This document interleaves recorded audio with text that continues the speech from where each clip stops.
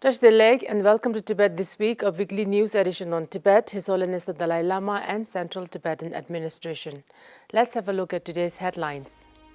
His Holiness the Dalai Lama expresses solidarity with victims of Taiwan earthquake. His Holiness the Dalai Lama attends long life prayer offered by Toepa Association and people of Purang. Conference on Tibet-Mongol relations successfully concludes with promises of future collaboration. Office of Tibet in Kathmandu launches Losel Gyulgyen textbook. Deputy Speaker meets with ICT board member Schroedeer.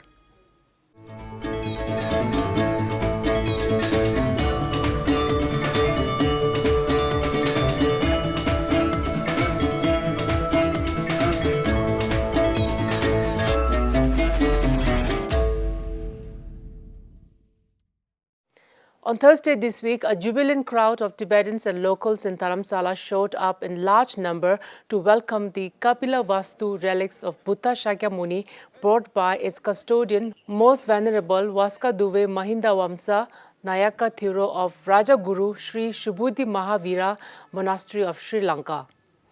The Buddha Shakyamuni relics was brought to the main temple and was presented to His Holiness the Dalai Lama at his residence in Dharamshala.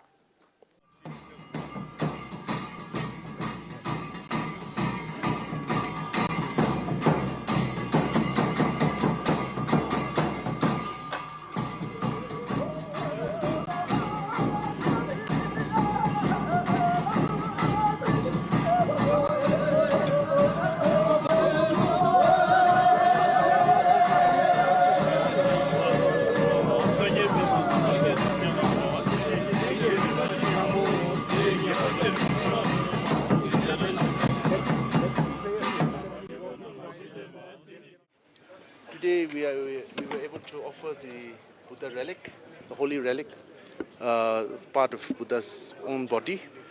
And this Mahanayaka Thero from Sri Lanka, a highly respected monk. In Sri Lanka there are two main monasteries. One is in Kandy, where they have the Buddha's tooth relic. And this Venerable's monastery is in nearby Colombo. And he has quite a few relics, and he wanted to offer it to His Holiness to show his appreciation on the behalf of all the Sri Lankan Buddhist community for His Holiness's work for the humanity and for particularly for the service for the Buddha Dhamma that His Holiness has done for the last more than 60 years. So to show the appreciation, this is he's offering this relic, yes. Yeah, this marks a special and momentous occasion for us, for Sri Lankans, all the Sri Lankans, not only the Buddhist monks, but as well as lay people as well. And I think this is a momentous occasion for entire Buddhist community in the world, because we were able to gift the holy, authentic and sacred relics of the Buddha, because these were found from the Piprava excavations in Kapila Vastu. And it is documented, these are the authentic ones and well-documented relics. These are the only documented relics in Sri Lanka. These relics are enshrined in Mahanayaka, most esteemed Mahanayaka Thero's temple that is located about 30 kilometers away from the capital of Sri Lanka, that's in Vaskaduva area. And here, this Venerable Thero is the chief incumbent of this temple.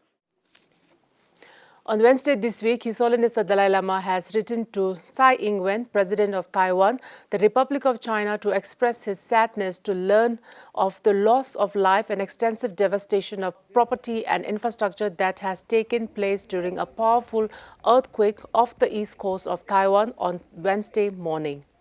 His Holiness offered his prayers and condolences for the lives lost and for those who were injured as a result of this natural disaster. On behalf of the Central Tibetan Administration and Tibetan people worldwide, Sikyong Bempa Tsering wrote a letter to President Tsai Ing-wen of the Republic of China to express his heartfelt sympathies and prayers for the loss inflicted by the devastating earthquake. In his letter, Sikyong conveyed his thoughts and prayers, particularly with those who have lost their loved ones, sustained injuries and endured losses as a result of this tragic event. Additionally, Sikyong extended his sincere admiration to the countless individuals who are tirelessly providing emergency support and engaging in rescue efforts on the ground. On Wednesday this week, His Holiness the Dalai Lama attended a long life prayer offered to him by the Toepa Association and Purang people at main Tibetan temple in Dharamshala.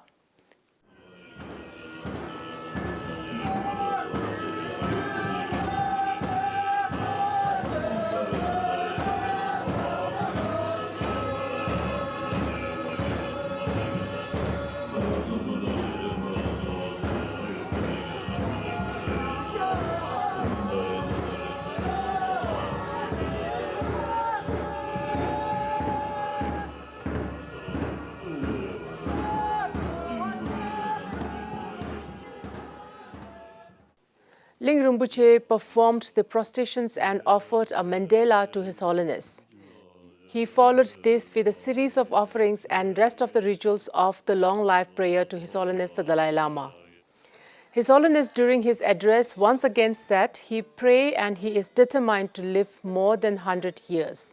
Furthermore, His Holiness said that he would like to encourage people to have a keener sense of ethics and to serve humanity, and through understanding the functioning of their minds and emotions to cultivate peace of mind. Earlier this week on Monday, the two-day Tibet-Mongol Relations Conference commenced at the Library of Tibetan Works and Archives Hall to discuss prospects and challenges in Tibet-Mongol relations since the 20th century and the path forward. Several Tibetan and Mongolian scholars and dignitaries, including two former Mongolian ambassadors, attended the conference organized by the Li Futut Foundation from Mongolia in collaboration with the Tibet Policy Institute and Moscow-based Tibet Culture Center, Office of Tibet.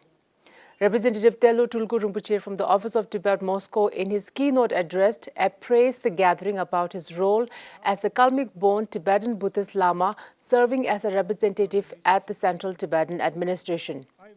While acknowledging the historical ties between Tibet and Mongolia, the representative called for the revival and strengthening of that relationship in the modern era.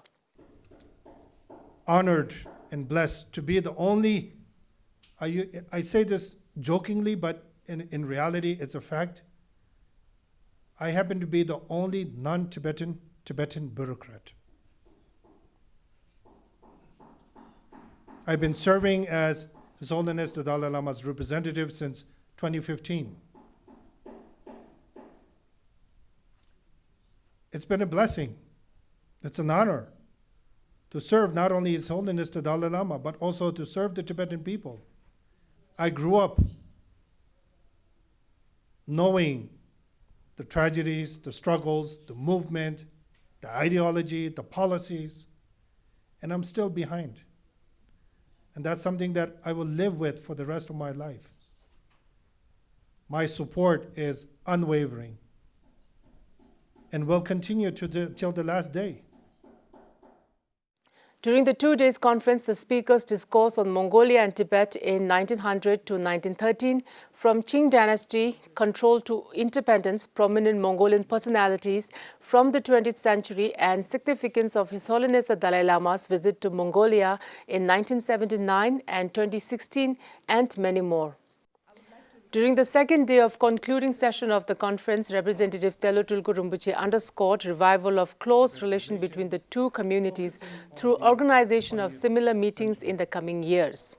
He implored Tibet Policy Institute to form a research team to thoroughly study the relationships between Tibet and its longest ally, Mongol. In his concluding remarks, Director of Tibet Policy Institute, Tawat Sering, declared, as this historic summit comes to an end, a new phase in the restoration of the connection between Tibet and Mongols has started. Sigyong Pempa Sering, in his concluding remark, recommended that Tibetan and Mongolian scholars form a research team to produce comprehensive histories of Tibet and Mongol relations containing the perspectives of both sides for the future references. The Himalayan Buddhist Library and Culture Center, affiliated with the Office of Tibet in Kathmandu, held a book launch ceremony on 27th March to inaugurate the Losel Gyulgyen textbook, composed and compiled by former Khalil Kirti Rinpoche. Chua Kunze Rinpoche graced the event as the chief guest along with special guest Representative Tsebri Lobin Tulku Ngawa Chokdu from the Tibetan Refugee Welfare Office, also known as Office of Tibet.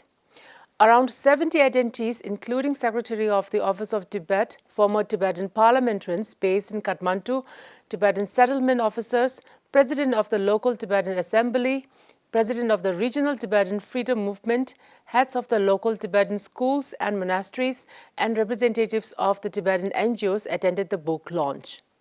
Representative Tsebri Lobin Tulku stated that it is the directive of the Department of Religion and Culture of Central Tibetan Administration to incorporate the Losel Gyulgyen textbook into the monastic schools curriculum. On Tuesday this week, Sigyong Bembatsiri met with Steve Schroedeer, a board member of the International Campaign for Tibet, along with his family members and Tenchoy Gyatso, ICT president. Following their meeting with Sigyong, the guests from ICT then had meeting with Deputy Speaker Thomas Rintegang, where they were briefed on the Tibetan Parliament in exile, its evolution, functioning and composition, followed by a guided tour of the Parliament Hall. Explaining on the Tibetan Parliament's initiatives such as periodic visits, advocacy campaigns, outreach programs, and more, the Deputy Speaker expressed profound gratitude to the government and people of the U.S. for their steadfast support of Tibet's just cause, particularly through the adoption of numerous Tibet-related bills in the U.S. Congress. The Deputy Speaker highlighted His Holiness the Dalai Lama's provision of reservation for women's representation in the Parliament, which has played a pivotal role in empowering Tibetan women, enabling them to assume leadership roles within the community, including within the Central Tibetan Administration. That is all the news for this week's edition of Tibet This Week. Thank you for watching Tibettv.